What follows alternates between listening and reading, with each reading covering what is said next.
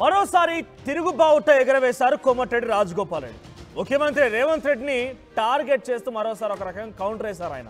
CM Revanth ని ఉద్దేశిస్తూ ఇప్పుడు పరోక్షంగా ఒక ట్వీట్ చేశారు ఆయన. రేవంత్ రెడ్డి పేరెత్తకుండానే రాజగోపాల్ రెడ్డి విమర్శలు చేశారు. ఇటీవల ముఖ్యమంత్రి రేవంత్ రెడ్డి డైరెక్ట్ గా జర్నలిస్టులని మీడియా జర్నలిస్టుల పైన చేసినటువంటి కామెంట్స్ కి ఇప్పుడు రాజగోపాల్ రెడ్డి కౌంటర్ ఇచ్చారు. సోషల్ మీడియాను పాలకులు గౌరవించాలంటూ హితవు పలికారు ఆయన. మనం చూస్తున్నాం ఇక్కడ ఆర్టీవీ స్క్రీన్ పైన ఆ ట్వీట్లో మనకు కనిపిస్తోంది, ప్రజల కోసం సామాజిక బాధ్యతతో పనిచేస్తున్నటువంటి సోషల్ మీడియాను పాలకులు గౌరవించాలి తప్ప అవమానించడం సబబు కాదు. తెలంగాణ సమాజ ఆకాంక్షల మేరకు సోషల్ మీడియా మొదటి నుంచి తన శక్తి కొద్దీ పనిచేస్తూనే ఉంది.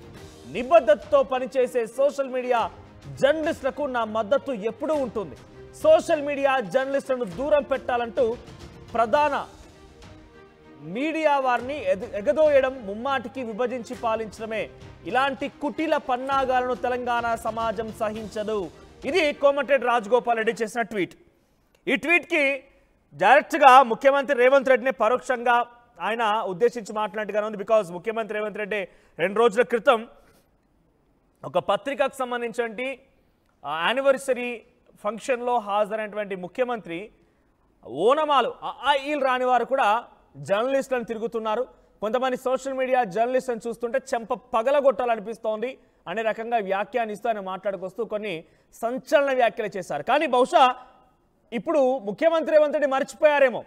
ఒకప్పుడు 2024-23 వరకు కూడా ఎన్నికలు వచ్చేంత వరకు కూడా కనీసం తమ వార్తలు రాయడం లేదంటూ మొరపెట్టుకొని ఏడ్చిన సందర్భాలు అనేకంగా ఉన్నాయి.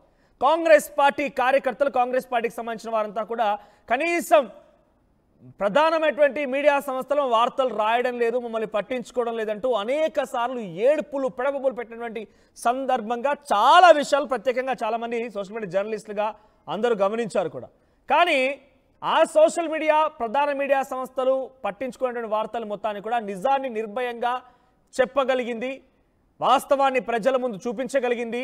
ఇదే కాంగ్రెస్ పార్టీకి సంబంధించి వీళ్ళ వార్తలను కూడా చూపిస్తూ సోషల్ మీడియా జర్నలిస్ట్ అందరూ కూడా చూపించగలిగారు. ఏడుపులు పెడబొబ్బులు నిజంగా చెప్తున్నాను. కాంగ్రెస్ పార్టీకి సంబంధించి నిజంగా ఒక్కొక్కరిని చూసినప్పుడు పాపం అనిపించేది. నిజంగానే పాపం వీళ్ళని ఎవరు పట్టించుకోవడం లేని రకంగా అనిపించేది. కానీ ప్రజాస్వామ్యాన్ని బతికించింది ఇదే సోషల్ మీడియా జర్నలిస్టులు. ప్రజాస్వామ్యాన్ని బతికించింది ఇదే సోషల్ మీడియా జర్నలిస్టులు. ప్రజాస్వామ్యాన్ని బతికించడమే కాకుండా ప్రజాస్వామ్యంలో కేవలం అధికార పార్టీయే కాదు, ప్రతిపక్షాలు ఉన్నట్టుగా చాటి చెప్పింది. ఉప ఎన్నికలు వస్తే ఉప ఎన్నికల్లో అనేక వార్తా కథనాలని కూడా చూపించే ప్రయత్నం చేసింది. ఉప ఎన్నికల్లో అన్ని పార్టీలకు సమాంతర దూరాన్ని పాటిస్తూ నిజాన్ని నిర్భయంగా చూపించగలిగింది ఇదే సోషల్ మీడియా. ఇదే సోషల్ మీడియా కాంగ్రెస్ పార్టీకి ఒక రకంగా చెప్పాలంటే అటు బీఆర్ఎస్ పార్టీ ఆరోపిస్తున్నట్టుగా ఒక అస్త్రంగా మారింది. బికాజ్ నిజాన్ని నిర్భయంగా చూపించగలిగారే కాబట్టి వారి ఏడుపులను పెడబొబ్బులను చూపించిందే సోషల్ మీడియా. కాంగ్రెస్ పార్టీ అనేది ఒకటి బతికి ఉంది అని చూపించింది కూడా ఇదే సోషల్ మీడియా. వాస్తవానికి మీరు చెప్పండి, నిజంగానే కాంగ్రెస్ పార్టీ రోజు అధికారంలోకి వచ్చిందని అంటే కారణం ఏంటనేది మీరు కామెంట్ చేయండి. బికాజ్ కాంగ్రెస్ పార్టీకి వెన్నుదన్నుగా ఉంది సోషల్ మీడియా అని చెప్పి కొన్ని సందర్భాల్లో బీఆర్ఎస్ పార్టీ కేటీఆర్ మాట్లాడుకొచ్చారు. అయితే ఇప్పుడు రాజగోపాల్ రెడ్డి దానికి సపోర్ట్ చేస్తూ సోషల్ మీడియాని గౌరవించాలి, సోషల్ మీడియా తన పాత్ర అది పోషిస్తోంది, సోషల్ మీడియాని గౌరవించకపోతే పొరపాటు పడ్డట్టే, మరి ముఖ్యంగా ఒక సెక్షన్ ఆఫ్ మీడియాని ఎగదోయడం కోసమే ఈ రకంగా కొందరు కామెంట్స్ చేశారు రకంగా మాట్లాడుకొచ్చారు. ఎస్, మా ప్రతినిధి మధు అందుబాటులో ఉన్నారు. మధు, సో రాజగోపాల్ రెడ్డి వ్యాఖ్యలు ఇప్పుడు డైరెక్ట్గా ఆయన పేరు మెన్షన్ చేయకపోయినప్పటికీ ముఖ్యమంత్రి రేవంత్ రెడ్డిని టార్గెట్ చేసినట్టుగానే ఉంది. సోషల్ మీడియాని ఇటీవల కాలంలో ముఖ్యమంత్రి రేవంత్ రెడ్డి ఒక రకంగా అపహాస్యం చేస్తూ కించపరిచే విధంగా మాట్లాడే మాటలకి ఇప్పుడు రాజగోపాల్ రెడ్డి కౌంటర్ ఇచ్చారు. ఎలా చూడాలి దీన్ని? ఎగ్జాక్ట్లీ, ఆల్రెడీ రెండవ కౌంటర్ ముఖ్యమంత్రి రేవంత్ రెడ్డికి కోమటిరెడ్డి రాజగోపాల్ రెడ్డి. రాబోయే 10 ఏళ్లు నేనే ముఖ్యమంత్రి అని రేవంత్ రెడ్డి ప్రకటించుకోవడం పైన ఆయన గట్టిగానే రెస్పాండ్ అయ్యారు. అది ఒక రకంగా నికార్సైన కాంగ్రెస్ నాయకులను, కార్యకర్తలు దీన్ని సహించరు అనేటువంటి స్టేట్మెంట్ చేశారు. అధిష్టానం నిర్ణయిస్తుంది. తర్వాత ఇప్పుడు సెకండ్ మళ్ళీ ఒక ధిక్కార స్వరం వినిపించే ప్రయత్నం చేశారు. ప్రజల కోసం సామాజిక బాధ్యతతో పనిచేస్తున్నటువంటి సోషల్ మీడియాను పాలకులు గౌరవించాలి తప్ప అవమానించడం సబబు కాదు. తెలంగాణ సమాజం ఆకాంక్షల మేరకు సోషల్ మీడియా మొదటి నుంచి తన శక్తి కొద్ది పనిచేస్తూనే ఉందంటూ ఆయన చాలా చెప్పారు. ఇలాంటి కుటిల పన్నాగాలను తెలంగాణ సమాజం సహించదు అనేటువంటిది చాలా అంటే కుటిల పన్నాగం, ముఖ్యమంత్రిని కుటిల పన్నాగం అంటూ పేర్కొన్నటువంటి పరిస్థితి. అంటే గతంలో మనం చూసాం, ఇదే కోమటిరెడ్డి రాజగోపాల్ రెడ్డి రేవంత్ రెడ్డి పిసిసి చీఫ్ గా ఉన్నప్పుడు ఒక స్టేట్మెంట్ చేశాం. ఆయన్నే పిసిసి చీఫ్, ఆయన్నే ముఖ్యమంత్రి అంటే మనం ఎక్కడ పనిచేస్తాం, ఆయన దగ్గర పనిచేయలేము, ఆయన ఒక చీటర్, ఒక బ్లాక్ మెయిలర్ అంటూ ఘాటైన పదజాలాన్ని గతంలో ఉపయోగించారు. పెద్ద వివాదమే అయింది యాక్చువల్ గా చెప్పాలంటే. దాని తర్వాత రేవంత్ రెడ్డి కూడా అంతే స్థాయిలో పరుష పదజాలంతో కోమటిరెడ్డి రాజగోపాల్ రెడ్డి పైన ప్రచారంలో పెద్ద ఎత్తున విరుచుకుపడ్డారు. అని ఏం జరిగిందో తెలియదు. చివరాఖర్లో ఆయన మళ్ళీ కాంగ్రెస్ పార్టీ టికెట్ పైన మళ్ళీ ఎమ్మెల్యే గెలిచినట్టు, తర్వాత మంత్రి పదవి ఇస్తామనేటువంటి ఆశ చూపడం ఏఐసీసీ, అది మాట నిలబెట్టుకోకపోవడంతో దానిపైన కాస్త కొంతకాలంగా అసంతృప్తిగా ఉన్నారు. నియోజకవర్గానికి పరిమితం అయిపోయారు. ఈ స్టేట్మెంట్ చేస్తా ఉన్నారు. ఇప్పుడు చేసినటువంటి స్టేట్మెంట్ కూడా పెద్ద ఎత్తున చర్చనీయాంశం అవుతా ఉంది. కోమటిరెడ్డి రాజగోపాల్ రెడ్డి సోషల్ మీడియాకు మద్దతుగా నిలపడం, సోషల్ మీడియా జర్నలిస్టులను మద్దతుగా నిలబడంతో కాంగ్రెస్ పార్టీలో లిటరల్ గా ఒక డైరెక్ట్ వార్ స్టార్ట్ అయింది అనేటువంటిది చర్చ కొనసాగుతుంది. మొన్ననేమో ముఖ్యమంత్రి అంశం కొంతవరకు పార్టీ పరంగా స్పందించాలనుకోవచ్చు, కానీ ఈ రోజు సోషల్ మీడియా జర్నలిస్టుల పైన రేవంత్ రెడ్డి చేసినటువంటి వ్యాఖ్యలను ఖండిస్తూ ఆయన కుటిల పన్నాగాలు అనేటువంటి స్టేట్మెంట్ చేయడంతో direct war Revanth Reddy versus Rajagopal రెడ్డిగా మారింది అనేటువంటి చర్చ ప్రస్తుతం కాంగ్రెస్ పార్టీలో పొలిటికల్ సర్కిల్లో వినిపిస్తా ఉంది. సో రాజగోపాల్ రెడ్డి మొన్న కూడా ఒక స్టేట్మెంట్ చేశారు, నేను దేనికి భయపడను అనేటువంటి స్టేట్మెంట్ చేశారు. అది కూడా ముఖ్యమంత్రిని ఉద్దేశించేనా అనేటువంటి చర్చ ఇప్పుడు కొనసాగుతా ఉంది. సో చూడాలి ఈ వార్ ఎక్కడి వరకు కంటిన్యూ అయ్యేటువంటి అవకాశం ఉంది. డైరెక్ట్ గా ఇంతవరకు జర్నలిస్ట్ సంఘాలు మద్దతు తెలపలేదు. రాజగోపాల్ రెడ్డి కూడా ఒక సందర్భంలో ఉప ఎన్నికల సమయంలో కానివ్వండి, కొన్ని సందర్భాల్లో ఆయన కూడా సోషల్ మీడియా ఇలా తప్పుడు ప్రచారం చేస్తుందని బీజేపీలో ఉండగా మాట్లాడుకొచ్చిన కొన్ని సందర్భాలు చూసాం. సో ఇప్పుడు ఆయన సపోర్ట్ చేస్తున్నారు, సపోర్టివ్ గా మాట్లాడుతున్నారు. డిజైన్ సంథింగ్ అనే బిగ్ హిడెన్ ఎజెండా ఉందా ఏదైనా?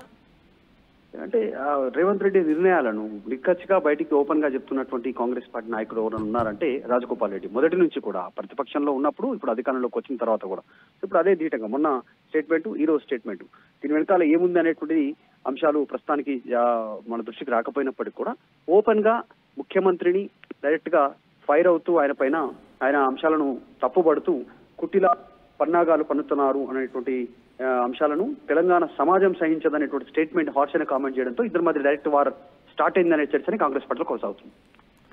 Right, thank you Madhu. So Komatireddy Rajagopal Reddy చేసిన వ్యాఖ్యలు ఇప్పుడు డైరెక్ట్ గా ముఖ్యమంత్రి రేవంత్ రెడ్డిని పరోక్షంగా ఉద్దేశించి మాట్లాడినట్టుగా ఉంది. ఒకసారి ట్వీట్ మనం చూడొచ్చు. సోషల్ మీడియా జర్నలిస్టుల పైన కొంతమందిని ఎగదోసి ఈ రకంగా పన్నాగాలు పడడం అనేది సరైన సబబు కాదు అని చెప్పే రకంగా మాట్లాడుకొచ్చారు. ఎస్, మళ్ళీ నేను మెన్షన్ చేస్తున్నాను, social media is the one tool that can make big changes.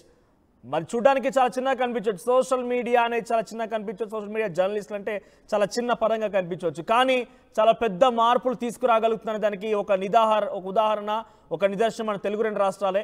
ప్రభుత్వాలని పూర్తిగా తారుమారు చేసిన సందర్భాలు ఉన్నాయి. ఇది కేవలం ప్రభుత్వాలను తారుమారు చేయడం కోసం ఉపయోగించిన అంశం కాదు, నిజాన్ని నిర్భయంగా చెప్పేది కూడా ఇదే ఒక సోషల్ మీడియా. కొంతమంది దగ్గర నుండి ఆ అస్త్రాన్ని సమాజం మొత్తం విస్తరింపజేసి అందరి సమస్యలను ఇట్టే పరిష్కార మార్గం చూపించడంలో కానివ్వండి, ప్రజల ముందు ఉంచడంలో కానివ్వండి, ప్రభుత్వం వరకు తీసుకెళ్ళడం కానివ్వండి, అన్నిటికీ వేదిక ఇదే సోషల్ మీడియా జర్నలిస్టులు. సో ఒకప్పుడు కాంగ్రెస్ పార్టీ కనీసం వారి వార్తలు రాసేవారు లేరు, వారికి సంబంధించి కనీసం చూసేవారు. అటువంటి ప్రధాన మీడియా సంస్థలు కూడా ఉన్నాయని చెప్పి ఒకనొక సందర్భంలో ఇదే ముఖ్యమంత్రి రేవంత్ రెడ్డి కానివ్వండి, పీసీ అధ్యక్షుడిగా ఉన్నప్పుడు ఇప్పుడు చాలా మంది కార్పొరేషన్ చైర్మన్లు, ఎంపీలు, ఎమ్మెల్యే అందరూ కూడా కనీసం మా గురించి రాయడం లేదన్న రకం కూడా ఏడుపులు పెడబోపు పెట్టిన వారే. కానీ ఎప్పుడైతే కొంతమంది చేతుల ఈ వార్తా స్రవంతి ఎప్పుడైతే నలుగురు వరకు వెళ్ళిందో, సోషల్ మీడియా రూపంలో ఒక రెవల్యూషన్గా మారిందో, ఆ సోషల్ మీడియా జర్నలిస్ట్ రెవల్యూషనే ఒక రకంగా నిజాన్ని నిర్భయంగా చూపించగలిగింది, వాస్తవాన్ని ప్రజల ముందు ఉంచగలిగింది, ప్రజలకి అటు ప్రభుత్వాలకి వారధిగా నిలవగలిగింది, ఒక రకంగా చెప్పాలంటే ట్రెండింగ్ న్యూస్గా మారిపోయింది. సో ఇప్పుడు దాని మీద ఉద్దేశించి ముఖ్యమంత్రి రేవంత్ రెడ్డి మాట్లాడడం ఇప్పుడు కొంతమంది సోషల్ మీడియా జర్నలిస్టుగా చెప్పబడుతున్న వారిని కానివ్వండి, ఇప్పుడు కొంతమంది రాజకీయ నాయకుల్ని కూడా అనేక రకాలుగా కొంత ఆగ్రహానికి గురి చేస్తోంది. సో ప్రజెంట్ రేవంత్ రెడ్డి వ్యాఖ్యలకు కోమటిరెడ్డి రాజగోపాల్ రెడ్డి కూడా కౌంటర్ చేశారు. సో ఆ ట్వీట్ని మనం ఆర్టీవీ స్క్రీన్పై చూస్తున్నాం. సో కొంతమందిని ఎగదోయడం కోసమే ముఖ్యమంత్రి ఈ రకంగా వ్యాఖ్యలు చేశారు అన్నట్టుగానే కోమటిరెడ్డి ఈ ట్వీట్ చేశారు. సో ప్రజల కోసం సామాజిక బాధ్యతతో పనిచేస్తున్నటువంటి సోషల్ మీడియాను పాలకులు గౌరవించాలే తప్ప అవమానించడం సబబు కాదు, ఇది ఆయన చేసిన ట్వీట్. చివరిగా చూడండి, ఎప్పుడు సోషల్ మీడియా జర్నలిస్టులను దూరం పెట్టాలంటూ ప్రధాన మీడియా వారిని ఎగతోయడం ముమ్మాటికి విభజించు పాలించడమే. ఇలాంటి కుటిల పన్నాగాలను తెలంగాణ సమాజం సహించదు. ఈ రకంగా పరోక్షంగా కోమటిరెడ్డి రాజగోపాల్ రెడ్డి కౌంటర్ ఇచ్చారు. సో మీ అభిప్రాయం వ్యక్తం చేయండి. సోషల్ మీడియా జర్నలిస్టులు, సోషల్ మీడియా వచ్చిన తర్వాత ఎటువంటి మార్పులు వచ్చాయి, నిజానికి మీరు దేనిని నమ్ముతున్నారు, మీ బిలీఫ్ ఏంటి? మరీ ముఖ్యంగా ఈరోజు ఈ రోజు ముఖ్యమంత్రి రేవంత్ రెడ్డి చేసినటువంటి వ్యాఖ్యలపైన మీ అభిప్రాయం ఏంటి? కామెంట్ చేసే ప్రయత్నం చేయండి.